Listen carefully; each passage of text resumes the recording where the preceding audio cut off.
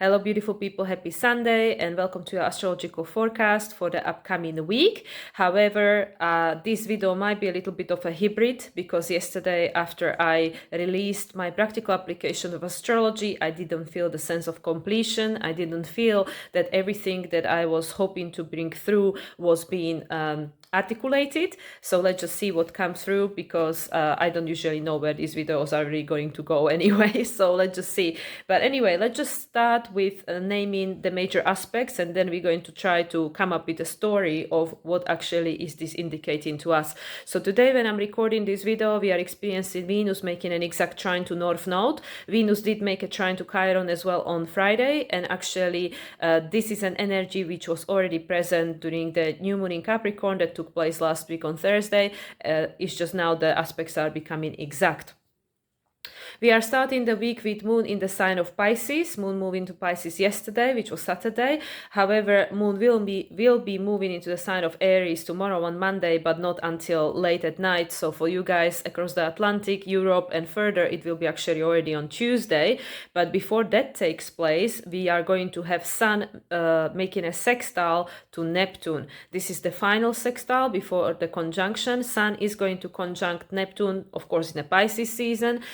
And the exact conjunction will take place on March 17th, which will be 1 week before the eclipse season starts. First eclipse of the spring here in Northern Hemisphere, or for you, autumn in the Southern Hemisphere. The first eclipse will be on March 25th, and that will be the lunar eclipse in Libra. So a week before Sun will make its conjunction to Neptune, but of course that's jumping ahead too far ahead into the future. But it's interesting to note that, as I was bringing people's attention previously, yet another week we are starting with Moon in the mutable sign. But this is not just any mutable sign, it's Pisces.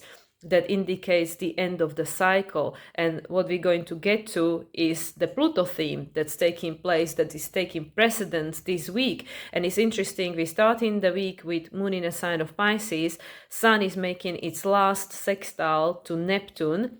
Neptune is the ruler of Pisces, and on the same day, or like I said, for you guys in Europe and further, the next day, Tuesday, Moon is moving to the sign of Aries. So we have the ending and then new beginning on the first day of a new week, which straight away piques my interest, and it's like, this is very interesting.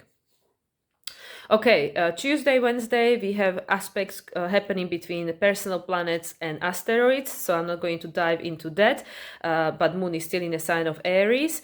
And then what is interesting, when things started getting interesting, is actually Thursday.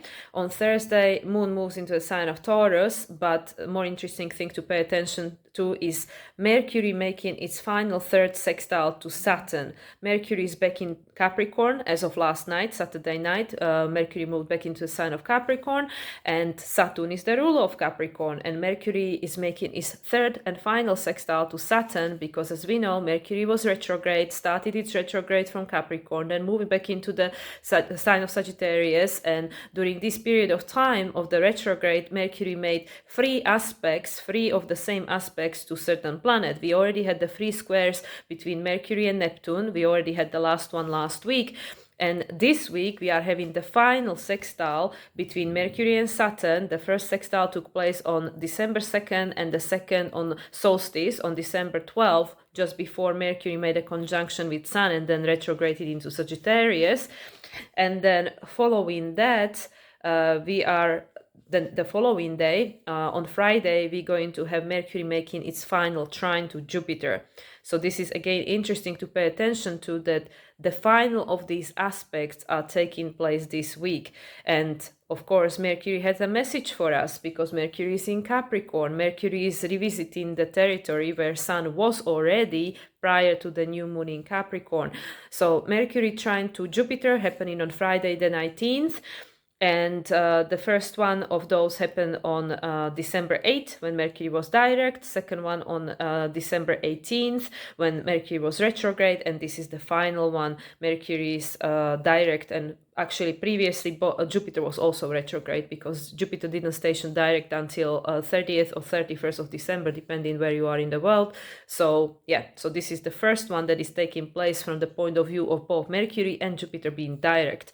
On the same day, on Friday, Venus is making her final square to Neptune. This is a crisis in consciousness from the sign of Sagittarius. What are we releasing? And this also, because it's the final square, it's slowly starting to prepare us for the upcoming conjunction between Venus and Neptune, which will take place in April, on April 3rd, which will be right before the solar eclipse, the eclipse in Aries season. Okay, now Saturday is the main caveat of the week.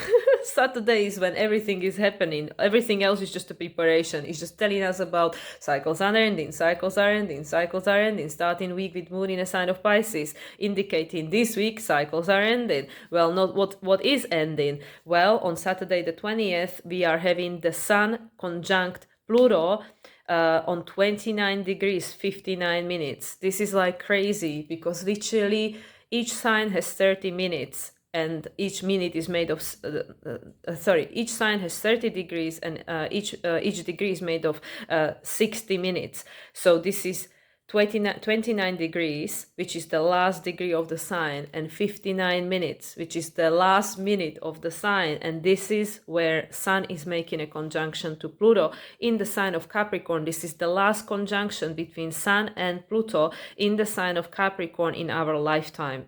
This will never happen again unless you live like 300 years. So this is huge. So this is happening on Saturday, and subsequently, literally 11 minutes later, Moon is moving into the sign of Gemini, the choice, right? Literally 10 minutes after that, Sun will be moving into the sign of Aquarius. So on Saturday the 20th, we are entering Aquarius season. And then 10 hours after that, 10 hours and 43 minutes, 4, 3, 1, which comes to number 8, 10 hours and 43 minutes after Sun moved into the sign of Aquarius, Pluto will move into the sign of Aquarius. For you guys in Europe, I believe this will be already on the 21st, the 21st of January, so Sunday. All that said, Pluto is moving back into the sign of Aquarius. This is second attempt, because Pluto was already in Aquarius from March to June last year, 2023. Then it gone back into the sign of Capricorn, and Pluto will have one more retrograde into Capricorn. So actually, let me just finish this week. There is actually nothing major happening on Sunday. Sunday, just Moon is in the sign of Gemini making its aspects, but there are no major aspects taking place, which I feel this Pluto thing is going to definitely give us some energy that we'll need to again integrate and recalibrate. And of course, this is a beginning of a huge process which will be ever going for the next 20 years. And then on Monday 22nd, Moon will move into the Cancer. So yet another week will be ending with Moon in the mutable sign. We will end this week also with Moon in the sign of Gemini, and enter new week starting from Monday 22nd with Moon in the sign of Gemini. Moon will not move into the sign of Cancer until later on that day, until late afternoon here. So I believe for some of you it will be already Tuesday morning. So again, let's go to this Pluto. Okay, so Pluto is entering now Aquarius, 20th, 21st of January, depending where you are in the world, and Pluto is going to remain in Aquarius until September. Pluto will station retrograde on May 2nd on 2 degrees and 6 minutes, number 8. 2 and 6 makes 8. Again, very interesting to observe, right? So Pluto will start retrograde on the 2nd of May, and on the 7th of May, we have a new moon in Taurus. Remember this, new moon in Taurus on the 7th of May. Pluto will re-enter Capricorn on the 1st or the 2nd of September, depending where you are in the world.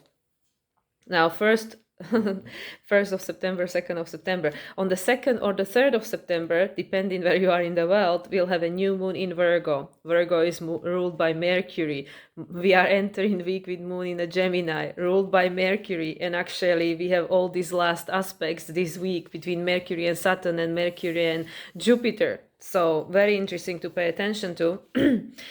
Pluto will station direct on October 12th, which will be, I believe, right after the eclipses. Yes.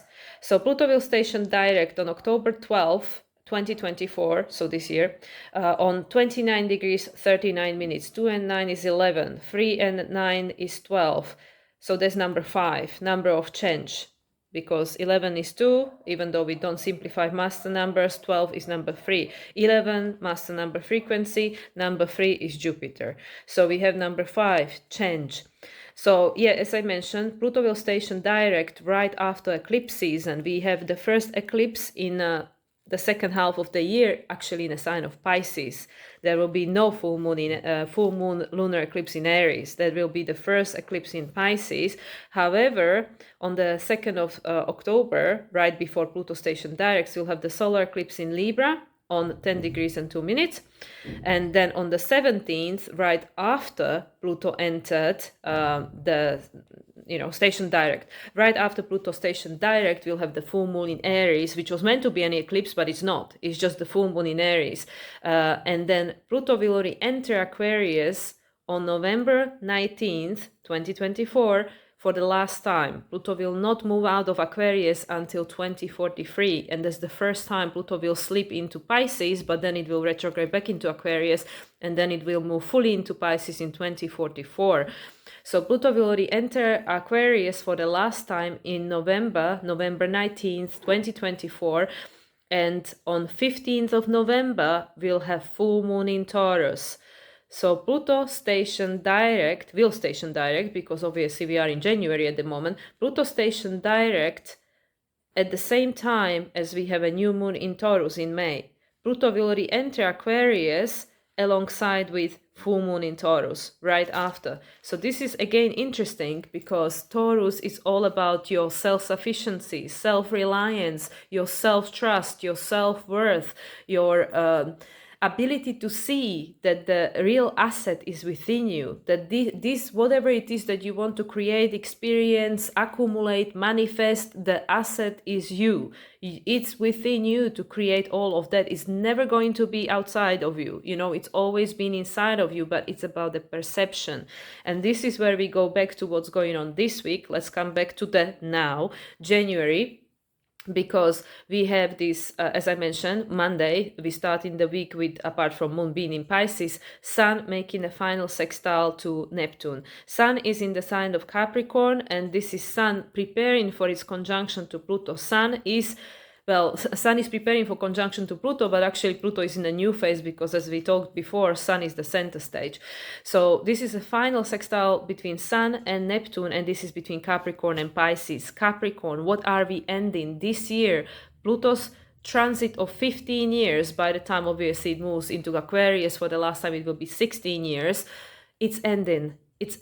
So throughout this year, we will, as I already been speaking about, we will understand everything Pluto was trying to help us to see with regards to what is now not holding the safety and security of the life that we were attached to previously. It's just the structure of that is dissolving, it lost meaning, and the Sun is illuminating that to us. Sun is currently ruled by Saturn, because it's in the sign of Capricorn until it moves into Aquarius next weekend. And Saturn is in Pisces, and Sun is making its final sextile to Neptune before the conjunction will take place in March, 1 week before the first eclipse, which is like crazy. And like I said, the Moon subsequently after that will move into the sign of Aries, new beginning. We need to let something go in order to start anew. But this sextile, final sextile, always represents, even though, like I said, this is like confusing because Sun is the center stage. So from that point of view, Neptune is making the first sextile, right? But if you're thinking about final sextile before conjunction, if it wasn't Sun, then this is where we're setting ourselves free, because it's like an Aquarius flavor. It's like setting ourselves free before the process is completed and a new cycle can begin. However, as I mentioned, because this is with regards to Sun, and Sun is always the center stage, so its planet is ahead of a Sun. This is a first sextile, which is a Taurus. We are discovering what matters to us. We are discovering our sense of value and how much we can, like how much we worth technically. So then, as I said, the next thing that will be taking place is this final sextile between Mercury and Saturn. Again, Mercury is ruled by Saturn because, excuse me, Mercury is in the sign of Capricorn. And Mercury did his retrograde from Capricorn to Sagittarius and back, and made 3 squares to Neptune from Sagittarius, which was telling us that the story we were attached to is no longer holding. This story, and we can see it, a lot of people can see that there are all these glitches in Matrix. People are starting to ask questions, they are starting to dig deep, they're starting to investigate and get information to make their own perception, their own belief, whatever it is, like to create their own version of the truth. And they no longer are willing to take things at the face value, what they're being told by this Capricorn, just like I was sharing in my video yesterday in the personal application, that we were being conditioned to believe there is a hierarchy and somebody else is more important than you, somebody else is smarter than you, or somebody else has the right to tell you how to live your life, or any of that. But this is all ending, because we are obviously already in age of Aquarius, but we enter in Pluto's full transit through Aquarius. And Aquarius is all about individuation, about equality, about freedom, about being able to take responsibility for yourself and stand up for what matters to you. Because Aquarius comes after Capricorn. Also, Aquarius squares Taurus. So it creates this pressure that if that is no longer holding a value for you, or then perhaps it needs to change. Uranus is in Taurus at the moment, and Venus, and both Mars and Venus made an opposition to Uranus. Mars obviously was before, it was I believe in October, right, in Scorpio season, but Venus was on the solstice. Venus made an exact opposition to Uranus, and she's the ruler of Uranus. So this is all about Taurus, which is you need to trust yourself, you need to believe yourself. And this is again what I was saying, like we need to find this stability, this core, this centeredness. Taurus is an earth sign, this groundiness within, because the more things will start accelerating and changing outside of us, and they will, because this Aquarian flavor is very quick, it's very fast, it's very unpredictable, the more we have to be able to trust ourselves. Otherwise we're gonna be taken down with the with the stream of this energy, which has no center. It can take you anywhere. But the other aspect of Uranus, of course, is about what has now become outdated. What do we need to upgrade? So obviously I don't know why I'm tapping into Uranus here, but I feel everything is connected. And I think obviously because Uranus is going to be the ruler of Pluto, since Pluto is moving into the sign of Aquarius, Uranus plays a very important role. So the role of the ruler of Pluto is changing from Saturn, and Saturn is in Pisces. Saturn is just dissolving everything. It's just dissolving the structure, and everything that externally we were depending on that made us feel safe and secure, it's going through the process of dissolving, because Neptune, this is where things come to end, so then new things can begin, because we are reevaluating that what holds a meaning and what doesn't, and if it doesn't, it's being let go, because it became like dissonant, right? As I mentioned, it's the last sextile between Mercury and Saturn. So what did we learn? What did we identify throughout Mercury retrograde from Capricorn to Sagittarius, where we had the opportunity to question things, to question that which we consider steady and stable and safe, whether it still is or it isn't, and then redefine it, because Mercury in Capricorn is helping us to redefine, to make things materialize, to make them how would you say, solid. So it's like going from Capricorn to Sagittarius. Sagittarius is mutable, so it was making us to question things that we thought were solid, but maybe they weren't, because we were invited to look at them through different lens, through different perspective, with all the stuff that was going on alongside it. We had the new moon in Sagittarius, and then we had the full moon in Cancer, and all these kind of things. And obviously new moon in Capricorn last week, and now we are creating a new definitions, because based on what we learned during Mercury retrograde in those 6 weeks from mid-December until January 1st, when Mercury stationed direct. And now Mercury is also making its last final trine to Jupiter. So actually, just a side note, Mercury will have its conjunction with Saturn, because of course this is the last sextile between Mercury and Saturn, not just the number 3, but it's the final sextile before conjunction that's taking place on Thursday. So Mercury will actually have a conjunction with Saturn on February 28th, which is right after the full moon in Virgo, which is on 24/2/24. So that's when the cycle is ending, new cycle is beginning. So all this redefinition and letting go of that which no longer resonates, because that's where the Uranus comes from. Because I know I was feeling Uranus and I thought, okay, maybe it's just Pluto, but yes, because it's the last sextile, just like I was saying with Sun and Neptune, but because of the Neptune, like it's just a different relationship because Sun. So Neptune is more like in the Taurus, phase, but this one, Mercury and Saturn sextile, is the Uranus square, is the Aquarian phase. So this is where we want to liberate. So so the conjunction is in February, end of February, and then on Friday is, like I said, like I started saying, the final trine between Mercury and Jupiter, and Jupiter is in Taurus. And Jupiter was retrograde. Both times that they had conjunction before, the first time Mercury was direct, Jupiter was retrograde. Second time, both were retrograde. And that was on the 8th was the first time, 8th of December. 18 was the second time, both were retrograde. And then now both are direct. So the conjunction between those two will not take place until June 4th, but obviously we'll have more aspects taking place between the two, but just the fact that still Saturn is the ruler of Mercury. So Saturn is in Pisces, what we are dissolving, and Jupiter just finishes retrograde at the end of December. It was retrograde since early September. So Jupiter was making us to reevaluate again, what is the story? What is the story about you? What is the story about Taurus? What is the story about your survival, about your preservation, how you preserving that which matters to you, how you taking care of it. Also Capricorn is about boundaries. It's about taking the standpoint, like, yes, this is important to me, I'm putting boundary about it, I'm gonna protect it. So now with this trine between Mercury and Jupiter, this is again supporting us in this understanding what is the truth for you and how you want to protect it, how you want to define it. You need to take responsibility, you need to put the big girl's pants on, how they say, right? Because yes, if this matters to you, you need to stand up for it, which is usually this comes for my clients, especially women who are mothers.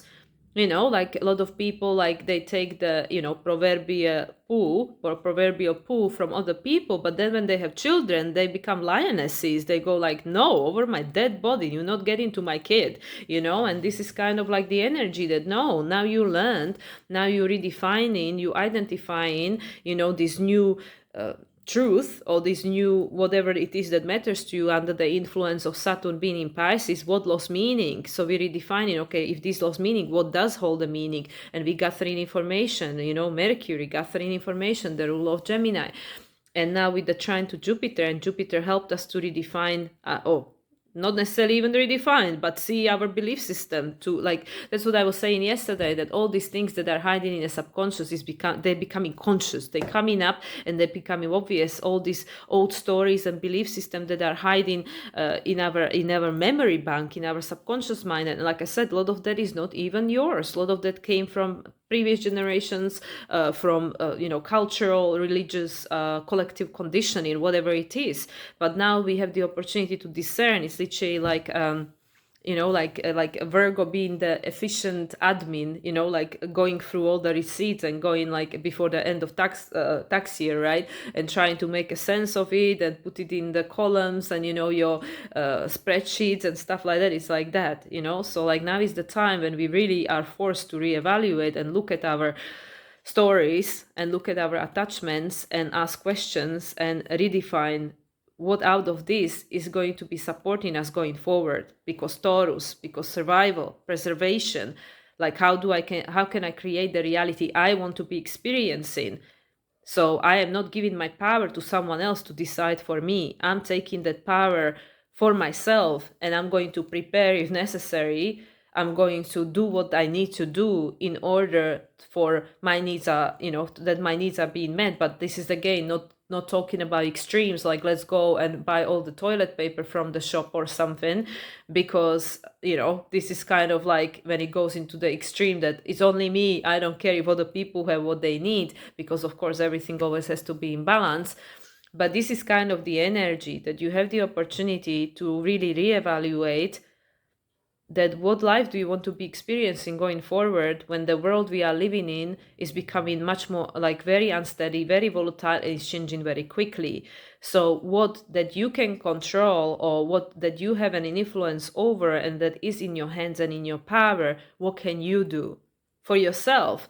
So, like the people I follow, they even said, I don't even know in which video I heard it, but like if that makes you feel safe, it makes you feel better in yourself to have stuff, stock in your garage or something, like tins and water or whatever it is, then do it, because it doesn't even matter whether you ever gonna use it or not. But if it gives you the peace of mind to be prepared, then then do it. If you feel like, oh, I don't need that, but I need to take care of myself emotionally and I need to do some healing, then you do that, whatever it is that work for you. Because at the end of the day, this Jupiter, is a ruler of Sagittarius, and the truth is mutable. The way how you look at it, this story, this perception, how you're looking at it is up to you. You decide. But with all this Taurus flavor, we need to kind of be in touch with our senses, be connected to ourselves, like this physical tangible reality, because Taurus, just like Capricorn, they are earth signs. So these things, like let's ground it, like people who have very strong earth energy in their chart, they go like, okay, yeah, I get what you're saying, but what can we do?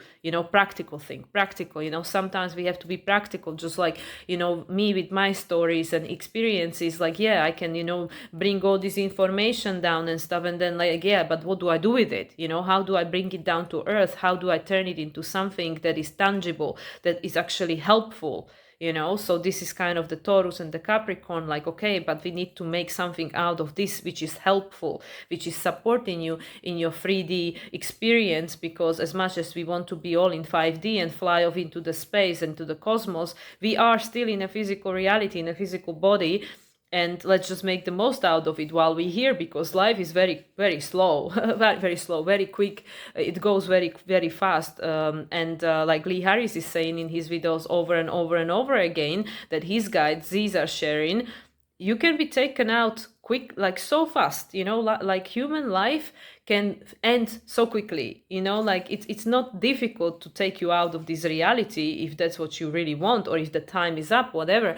So that's what I mean, like, let's just be able to enjoy the time we have here. And now what that looks like for you, this enjoyment, it's up to you. It's up to this perception of reality you use, this Sagittarius, that how are you perceiving world, and what world you want to be experiencing with your sensory experience, this Taurus senses, your 5 senses.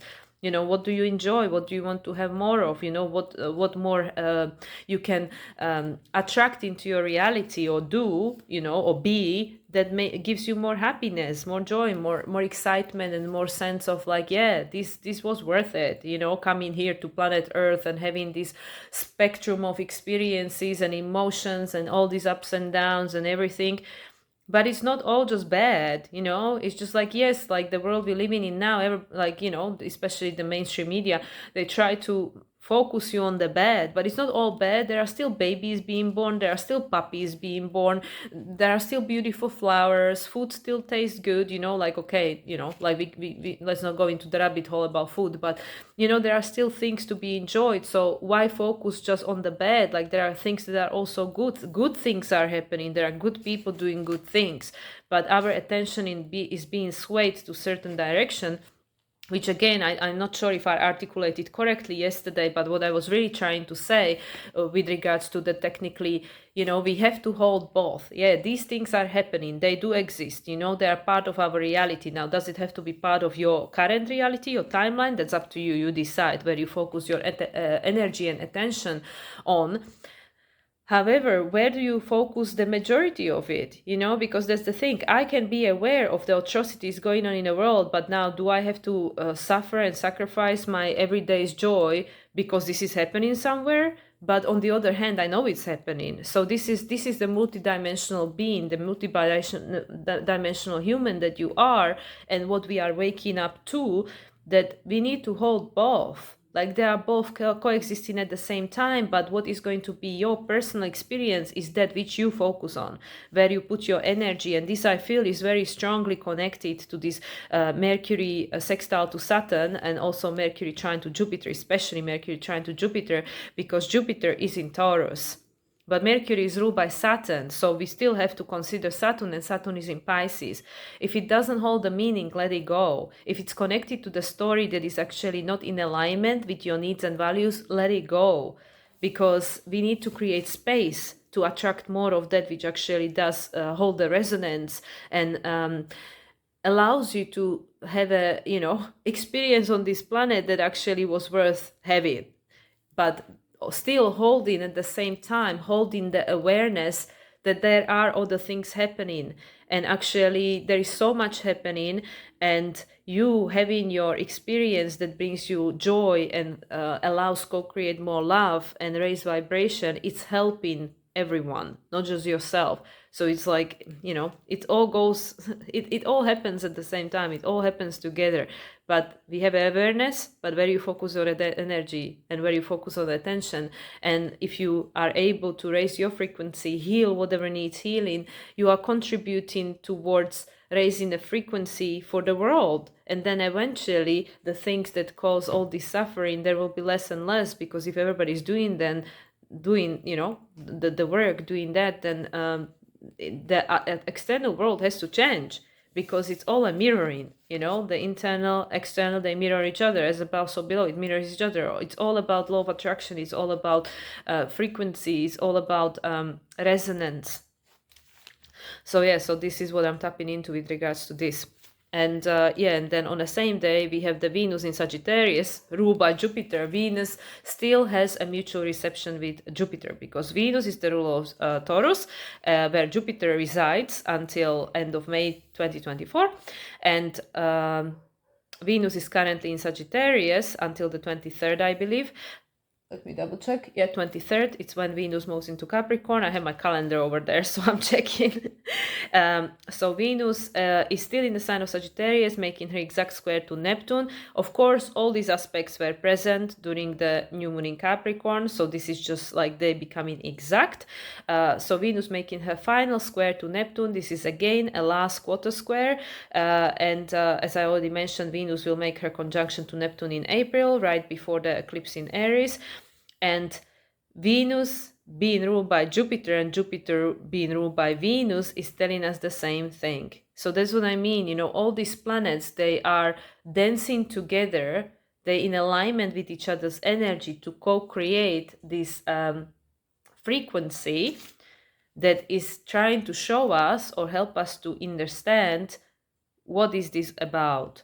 So Venus being a sign of Sagittarius, she is helping us to reevaluate based on the stories we tell ourselves, whether that is still in alignment with who you are, with what matters to you, with what is important to you, with your sense of value and self-worth, and if that external which you're experiencing is in alignment with with what you believe you should be experiencing, or what you believe should be your like reward for what, like whether it's a job or whatever relationship, doesn't matter. How other people treat us is how we let them to treat us.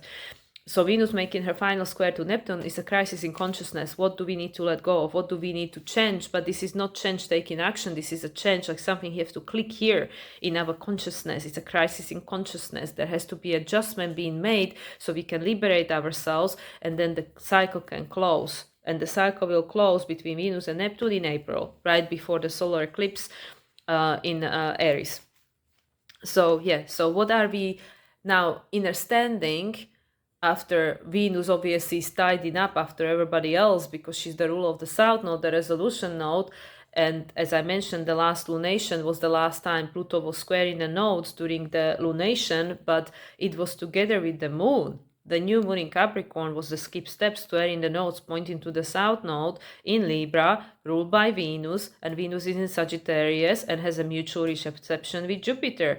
What are these stories? It's all about these stories. We are so attached, even, to the point of rigidity, because Taurus is fixed. It can be very rigid. we are so attached to these stories, like I was saying yesterday, to this suffering, to think, and like, I share again, that's what I mean, this is going to be a hybrid video. Like, I can observe it in my own family, obviously I don't know your life and your family and your relationship. I can only say what I'm observing in my family. There is this strong attachment to suffering, that this is how it always was and this is how it has to be. Just like I shared yesterday, oh, there were no musicians in our family, what do you want? And I'm like, well, if it's not there, you create it. Like, I mean, yes, it's a lot of to do with talent, but it's also with the practice and determination, and how much you want it, because everything is available to you. You are the creator. But there are all these stories we are attached to, and as I again was saying yesterday, the attachment comes from feeling unsafe, because again, the dominant theme of my practical application, even though I just mentioned it at the beginning, but the underlying context was about this heritage, ancestor lines, and the history, the past stories that we are attached to. But also with the ancestor lines is to acknowledge that, okay, well, there was all this suffering and sacrifice. But like all parents will say, I'm doing this for my kids. I want my kids to have a better world, to be happy, to have more than I had, to not have to go through what I did. But how are we teaching them that? Because we need to embody that frequency so they can have it. So if we, which is exactly the example which I used yesterday, like if we keep sacrificing and this is what we show in them, then how are we teaching them to not do that? I mean, it just doesn't really make sense, does it? So this is why this suffering is perpetuating, and all these stories and all this division and all this is perpetuating, and it's being passed on from generation to generation to generation to generation, and it's just like it's been ongoing for such a long time that we don't even believe it can be any different. Like, most people will tell you we want peace, but we don't think it's possible. Why not? Well, because we don't remember, but, I mean, there was a time, I'm sure there was a time where there wasn't war, it's just we need to start learning about that frequency, about what does it feel. So for example, for me, I feel at peace when I'm in nature. I feel at peace when I'm meditating. I feel at peace when I just recently picked up my coloring book, because I remember, yes, this has nothing to do with my work, and it actually makes me happy to do coloring, and I mean, I know it sounds crazy, like 38-year-old and she's coloring, what's wrong with her? But we need to find whatever gives you the sense of peace. For someone is dancing, for someone is singing, for someone is cooking, for someone is gardening, for someone is horse riding, whatever it is. But this is how we create peace on earth. We need to learn to embody that frequency. So that's why you finding your own happiness and joy, it's literally essential to world changing and becoming a better place. So all these stories, all this suffering, all this stuff that we have in our DNA, but it's not just that. Let's just not say like, oh yeah, these ancestors, they all screwed us up, like ugh, because they gave us all these gifts too. Like there is always both. Just like I said, like what my understanding is that I also got confirmed from other people saying similar things. You are born into certain family because you want something that you can gain from that family with regards to characteristics, qualities, gifts, whatever it is. And also you bring in something that can help to heal that family, to shift the pattern, to change the pattern. But so there is both, which is, again, we live in a reality of polarity and duality. So there is always two sides of everything. There is never just one truth. Again, Gemini, and Jupiter, they're mutable. Like Gemini is mutable, Sagittarius is mutable. Mercury rules both, Virgo and Gemini, and traditionally Jupiter rules Pisces. Jupiter ruled both. There is all this polarity and duality. There is never just one thing. There is never just one thing. We were being conditioned to think there is just one way because of our linear reality, but now all this is dissolving. The linearity of our world, the concept of time is dissolving. Saturn is in Pisces. So going back to this, what I was saying with regards to this, our heritage as a human collective consciousness, as a humankind, there are a lot of things we inherited which are good, and there are things that, now they are outdated and we need to shift them. Now, how are we going to shift them is we weren't being shown. Well, with the North Node in Aries, with the Chiron in Aries, we need to be brave, to step into the unknown, to be courageous, to be the leader, and not to be dependent on someone else that is just repeating the pattern of the past, the Saturn in Pisces. But again, even Saturn, even Capricorn, everything has polarity. Capricorn is not just bad. Saturn is not just bad. Capricorn is actually a feminine energy. It's the energy of, as I said, with Cancer, Capricorn come in opposition. So there is, relationship between the two. Cancer is your emotional safety and security. Capricorn is your, the external, which you can see, the tangible that makes you feel safe and secure. So this is, like why when you are living with your parents, and then obviously, you hope that you get the nurturing and safety security from there. And then there is a house you live in and your bed, hopefully, if, like general scenario, but I know this is not everybody's story. But then, when you become grown up and this is what you're seeking, well, obviously we all have Cancer somewhere and Capricorn somewhere. So we want to have our house, we want to have our keys. Many people even want to have a alarm or whatever, because this is the Capricorn. This is what makes you feel safe and secure. But, the true safety and security is within, because people can have bolts on their door, but if they still have this insecurity and fear within them, then it doesn't matter. They will still be afraid. Nothing will make change that. So anyway, so that's going again into completely different dimension with this. So what I was talking about, let me tune in, because I'm just like going in million rabbit holes and taking this conversation in million different things. But yeah, literally with this Cancer Capricorn connection, and Saturn now being in the sign of Pisces as the ruler of Capricorn, and we just had the new moon in Capricorn squaring the nodes pointing to the south. Now we can no longer externalize our power. We can no longer look at someone else and say like, yeah, you are my mom and dad and you're gonna make me feel safe and secure. That's not going to hold anymore, because Saturn is going to move into Aries. It's in Pisces for another 2 years, but then it's going to move into Aries. And then what's going to happen? Well, you're on your own. You need to, between now and then, you need to really learn to trust and rely on yourself and find safe and secure within yourself. This Cancer, wherever you are, wherever you go, you take in your home with you, because this is the home for the spirit.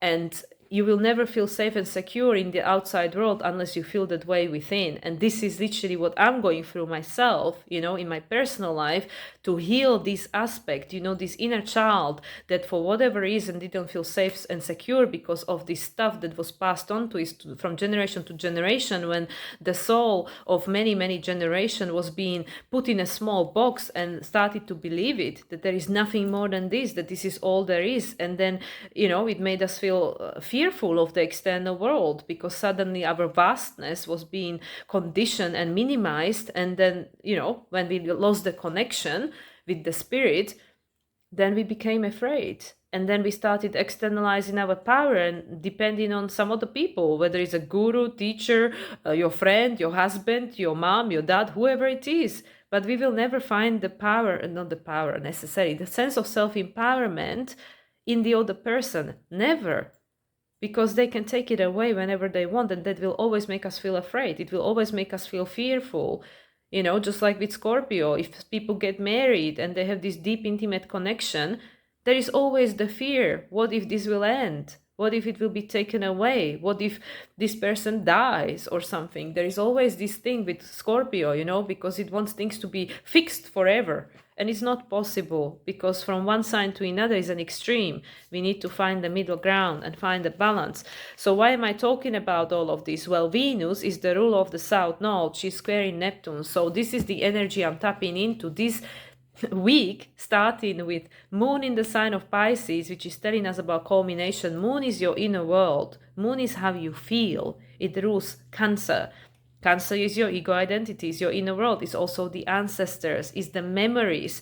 How do the memories make us feel? Which is also why I shared this video from Teal Swan yesterday about the, emotional regulations, where all these big emotions come up, where we get triggered. What do you do with it? What do you do with it? Do you ignore it? Do you go on your phone? Do you go and play computer games? Or what do we do, Because these emotions have message for us. It's all these things, literally, it's so huge. It's literally all this massive wave of energy, this vast energy is becoming manifested for us, all of us, whether it's individual or collective experience. It's all happening simultaneously together, because this massive energy, this emotion, wants to be heard, it wants to be healed, it wants to be transmuted, and it's carrying everything that came before, which is what I was saying yesterday. All these souls that came and are now gone, and I'm feeling like really emotional talking about it. All these souls that had to sacrifice because they were being made to feel small, they were being made to feel that they cannot be free. They lost the connection. They lost the connection to spirit because of all these religions and belief systems that are all polarizing. There is not a single religion on this planet, organized religion, that doesn't make somebody wrong. Every single one of them, I don't know, maybe Buddhism is a little bit like different, but most religion, they say, we are right, you are wrong. It causes division. Division is not part of the source. Source is unity consciousness. Source is Pisces, is everything, is this massive ocean, stream of consciousness. It doesn't divide. It only becomes divided when we manifest in a physical incarnation through Pluto, the desire for the soul to have a unique, individuated experience. And that's when source is learning through the individual experience which the person is having, the soul is having, but it's all feeding into the same thing. So this is where we get in like into the vastness of the multidimensionality, how it's everything is connected, but we still have to stay grounded here. Like, I'm still human having this experience, and I don't know what you're talking about because currently I'm struggling, and all this is happening at the same time. So it's like, that's what I mean. We need to learn to hold both. We need to learn to hold all of it, your human experience, and also have the understanding that you are much more than your body and your identity and your labels. You're much more than that. And this is what our ancestors lost. It was stolen from them, because throughout this, especially 2000 years of Pisces age, they were being conditioned to believe that there is something external of them that is more important, and they believed it. They lost it. And this is why another thing that I was tapping into yesterday and I wasn't able to bring through because my energy was a little bit erratic yesterday, was this connection. Because as I described, and I had this experience with one of my clients, that I understand all of this, but how do I actually feel that way? How do I feel like I can trust and I can be all spiritual, but I need to pay bills and I need to pay rent, and then like it all happens, it all exists simultaneously. Like, we are spiritual but we human. So how do I trust the universe, but at the same time I need the money, so how is it all going to happen? And it's just like like I used to have a friend, and she used to say to me that, oh yeah, it's easy to be spiritual when you have food and your rent is paid for, but then when we go into the flight fight, the sympathetic nervous system, which I also mentioned yesterday, which was brought to my consciousness through my course, which of course we are aware of, but we don't think about this with this association, ancestral trauma, childhood trauma, inner child wounding. It activates the sympathetic nervous system, flight, fight, response. So we don't feel we can relax and we can just trust, right? Because we weren't made to feel safe and secure, especially because there was a disconnection from our soul, from our higher self. We were made to believe that this is all there is. This physical avatar and your labels, and you only as good as what you can do and how much money you get paid for it. We were being made so small that it's literally incredible how small we were made to feel and how we all fell for it, included myself, like we all fell for it. We all believed that this is the all truth. This is all there is, right? So what I was tapping into was because, this person asked me this question, and I was, but then what's the solution? And the solution is trust. But again, how can the child trust when it was being hurt? Like when you had, children that gone through traumatic experiences, they don't go and trust people, or like animals that were being, like abused animal. If somebody saved dogs or cats from shelter and these animals were abused, they don't trust you. Why would they trust you? Like, you hurt, not you personally, but humans hurt them. right? Or like someone hurt them. So it's the same thing. So how can you trust when there is this disconnection, right? There is this disconnection. Well, we need to heal the connection with our spirit. And this is what came through for me too. In my channeling session, I need to learn to unite, to marry these aspects of myself that are separate. My divine feminine, my divine masculine, and this is most people's story. They are separate. They are not united anymore. We don't trust. We don't have the trust in the spirit that it has our back and it's going to help us. And to me, in my personal life, in my personal experience, I was being proven and confirmed so many times that it's gonna work out, it's gonna be fine, it's actually gonna be better than you think it's gonna be when you surrender and trust. So it's because it all sounds so la la land, and so like fairy tale thing. But when we learn to reconnect with our higher self, with ourselves, with this peace, this place of peace within you, and we understand that actually this, what you're experiencing, is an aspect of your soul, and your soul never left you. Your higher self never left you. It's always been there. This intuition you have, this inner guidance that is always guiding you through your life, that is always giving you this gut feeling, or when you meet someone and you have this sense about them, it's never left you. It's never left you. It's always been there. So it's this unity consciousness that starts with you. It starts with, are you connected to the other aspects of who you are? And that's your divinity, your higher self. And when we trust, it's not like trusting this universe, external universe, this God on a cloud, like, hey, please, universe, please, can you just do this for me and help me to win lottery so I don't have to worry anymore? You're still externalizing your power. You trust in this imaginary thing, which you don't even really believe because you can't see it and you doubt it. You go like, oh, but how do I know it's true? So we say, oh yeah, I trust universe, but actually I don't. Because unless I see the tangible result, I don't trust it. Why would I trust it, So this is what is the main core message that came for me. The healing is to trust this you, which is not the physical you, but it's still here. You just can't see it, but it's always been here. It's never left you. And also your spirit guides, they never left you. They've always been here. But, like we say, like I know a lot of people say this, that, oh, I don't believe in God because how God allows all these things to happen in the world. Well, God has nothing to do with that. Like God is like the parent observing his children. Like, yes, there are obviously certain boundaries, but it's say, well, they have to learn. If I do it for them, they will never know. So it's this, this, and I know that people who are parent, and I'm not a parent, but this unconditional love you have towards the child, but there is a point when you need to let go. You need to let go of the control and let the child to make the mistakes. As I said yesterday, like my friend pointed out, for mistakes is a take that didn't succeed, but it's okay. You just do it. Like, when people are making videos, there is take 1, take 2, take 3. And they don't say like, oh, it was all mistake. It was just takes that weren't the right ones. But it didn't make them wrong because we learned. Oh yeah, the next time we do this angle or we do this lightning or something, people who are creators, like it's never gonna, like this video, this is my 5th take. It's never gonna happen on the first go. I mean, sometimes it does, but usually it doesn't. And if it does, then it kind of just makes us feel like, oh yeah, I don't need to learn nothing. So actually we need to learn, because this is what we came here to do, the school of life. And this is again where I can feel the multidimensionality. The picture is spreading in all these different directions. And I probably lost half of the people already that were listening.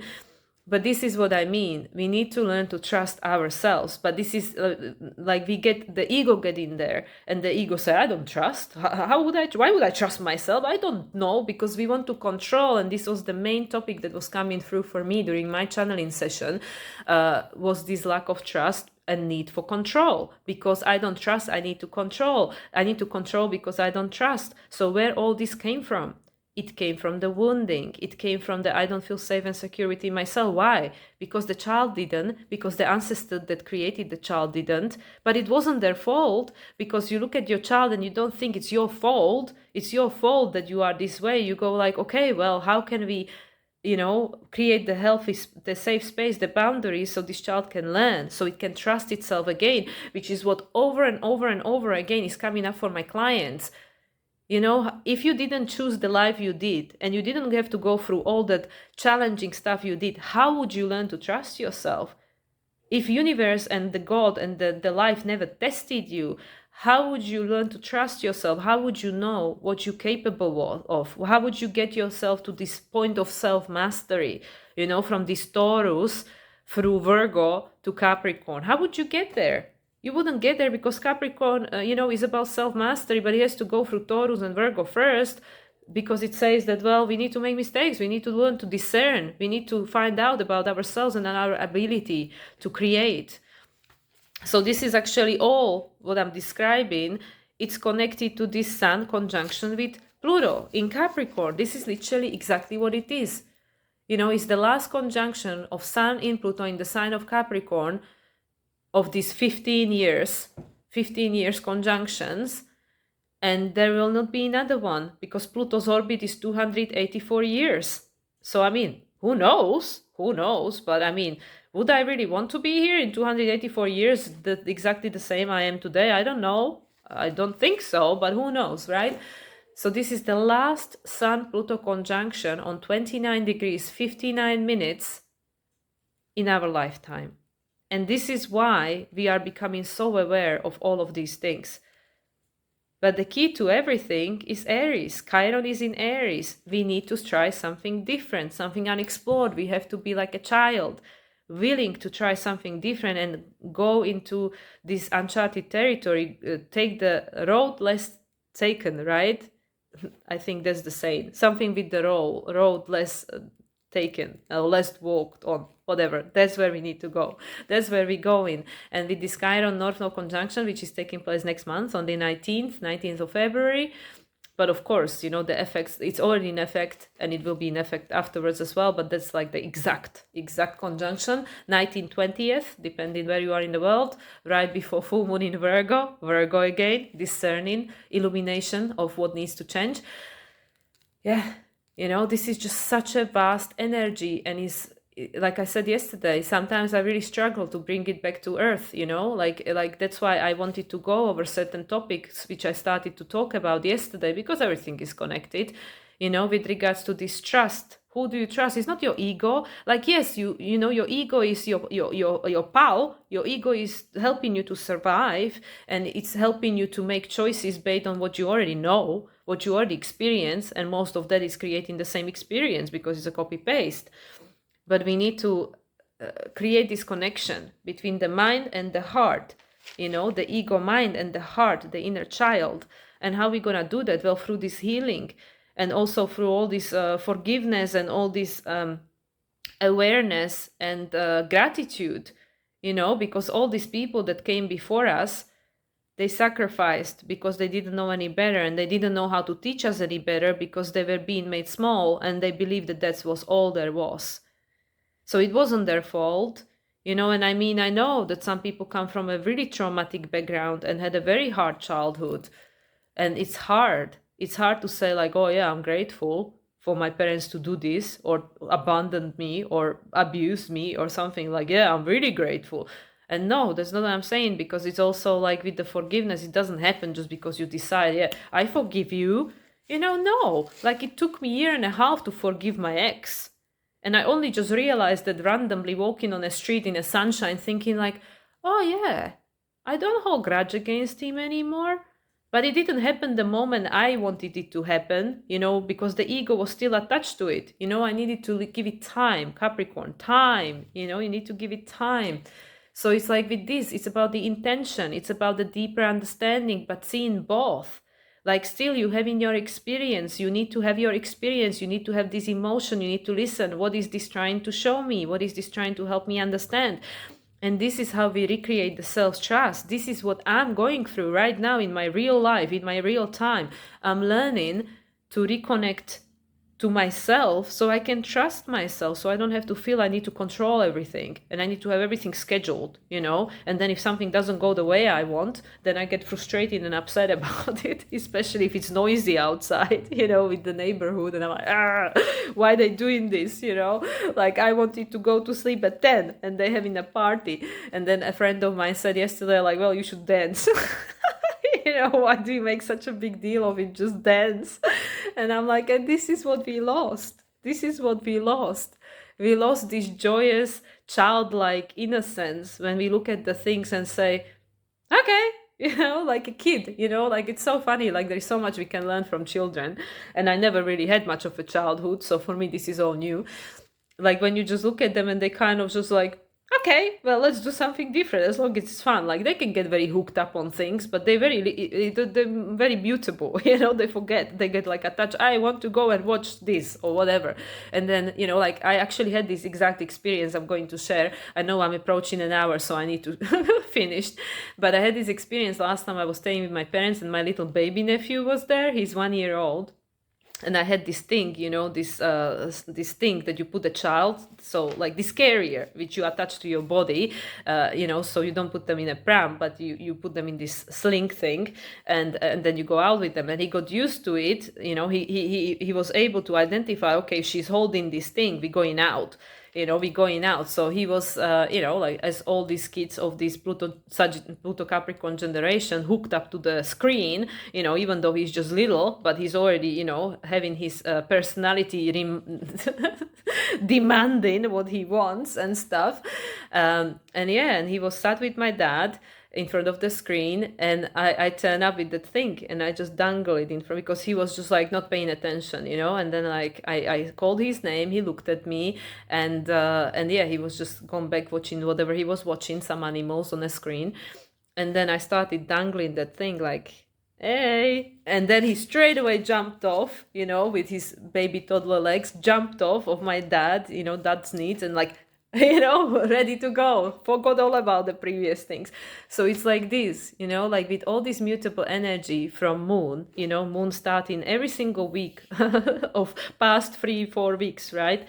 Moon in the mutable sign is about this mutability, that there will be a lot of flexibility required, because things are going to start changing very quickly. Once Pluto moves into Aquarius, which is now on Saturday, right? This is what we're talking about. Saturday the 20th, Sun conjunction with Saturn, the final conjunction on the final minute of Capricorn.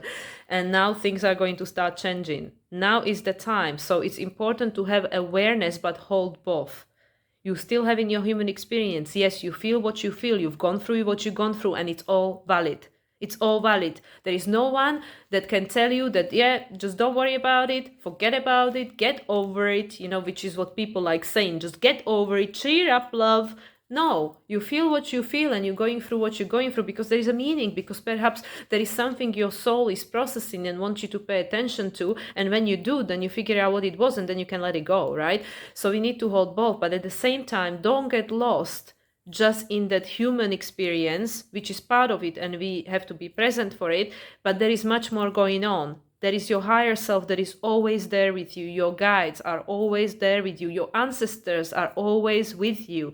There is literally a line of people, souls that we cannot see, that is behind the veil, that are cheering on you. They gave you all the gifts they could, and also their sorrows, and they cheering on you, and they vouching for you, and they saying you can do it.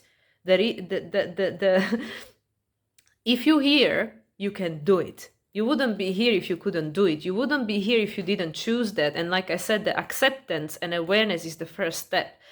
You are here for a reason. Yes, everything that ever happened to you.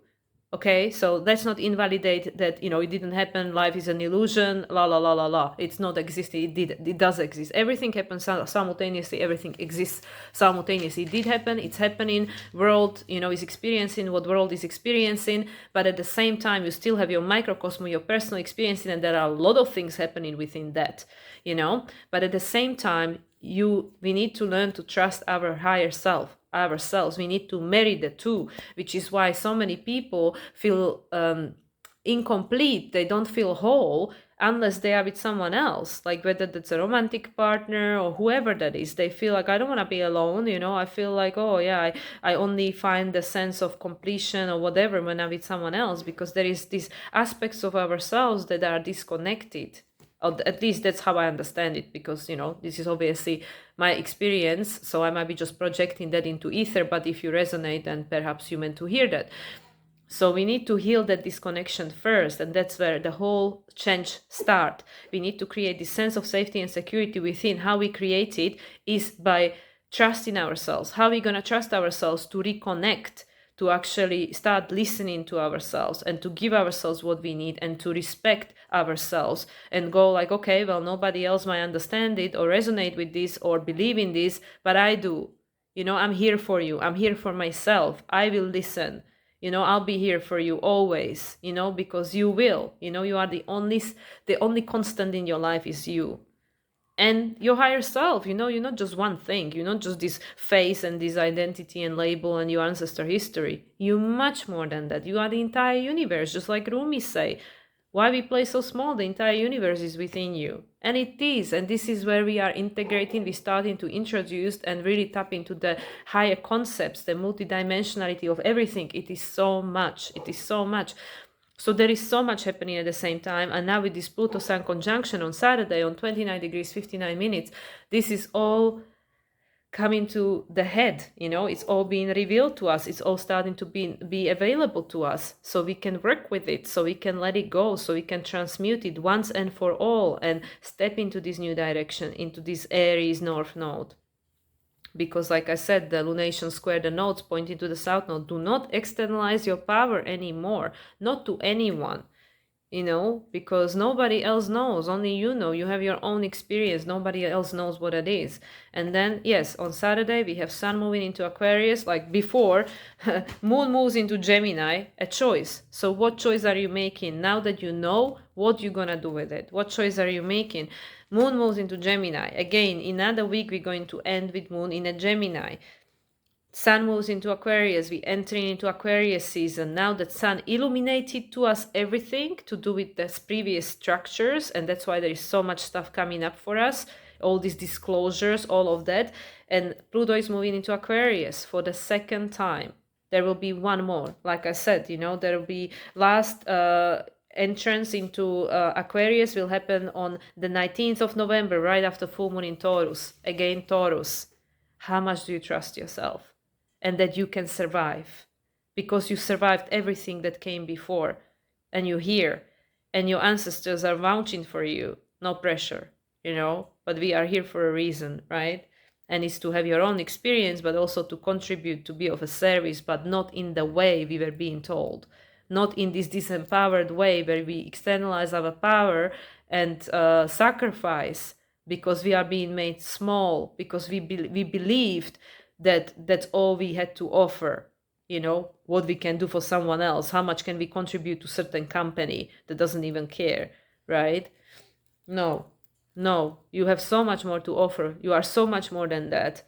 So this is where we have to start seeing that, trusting ourselves. How do we trust ourselves? Again, we need to feel ourselves feel safe and secure. We need to reparent that inner child without the blame and judgment of those that couldn't parent you any better because they didn't know, because they also were being told the same lie and believed it and lost themselves. How can they teach you something they don't know? Which is the same thing I was saying. How can we expect our children to be successful and confident and not people pleasers if we are not doing it? If we don't know how to do it, where are they gonna learn that? You know. So anyway, yeah, Pluto entering Capricorn. Pluto is entering Aquarius next Saturday. So the time is now. The time is going to start moving forward very quickly. And then, of course, next week, the week after, 25th, we'll have the full moon in Leo. So that will be for another conversation. We see what's going to come through with that. I know this video is super long. I was considering making 2 videos, one astrological forecast and part 2 with regards to the practical application. But I thought, okay, let's see what comes through. But all these topics are perfectly, it's all part of the same soup, that they all are the same theme. Everything is connected. And like I said, this is all to support us on this journey of Aquarius, which has its shadow effect, as everything does. the shadow side of Aquarius. We are very aware of what that, you know, represents in our current society and culture. But you are the creator of your reality. You create 100% of what you experience in.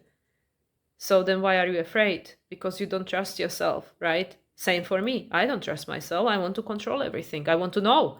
I want to be able to predict what's going to happen to me. And actually, I'm the only person that I cannot do that for. I can tell other people. I can help other people to understand their chart, but I have my blind spots too. So then I go to other people to help me, you know, not help me, but to point me in a direction that I can help myself. And this is what I mean. We are all in this together, you know, like that's why people can resonate within other people, because we are tapping into the same energy and we are working on similar things. We are trying to transmute similar things. We are trying to put the end to this suffering and this sense of smallness, whereas actually we are vast, we are multidimensional, we are so much more than what you were being told to believe that you are. And this is where we learn in that. This is the year with the Capricorn flavor, with the 4 lunations in Capricorn and all this redefining and all these last aspects to Saturn and Neptune. You know, this is all ending. The story of the past is ending, but the new story is not tangibly manifested yet, which is why we don't trust, because we can't see it, because we don't know what that is. But if you trust yourself, if you trust your higher self, you know that you always be supported. It might not look the way you want it to, because, you know, the control, right? I need to let go of the control. But it will be okay. It will be okay one way or another, because at the end of the day, you are unlimited being. So anyway, guys, I can't believe how long is this video, so I'm gonna leave it at this. Once again, I do hope this was of a value. This is the week. This is the week when things are shifting with this Aquarius season coming online with Pluto in Aquarius. Again, not a coincidence that moon moves into Gemini right before Sun moves into Aquarius, and it's on the same day Pluto moves into Aquarius. There is no coincidence. This is all happening exactly as it's meant to show us which direction we head in. And Mars, ruler of the North Node, is still in Capricorn. You are the creator. You decide. Okay, much love, everyone, and I'll speak to you soon.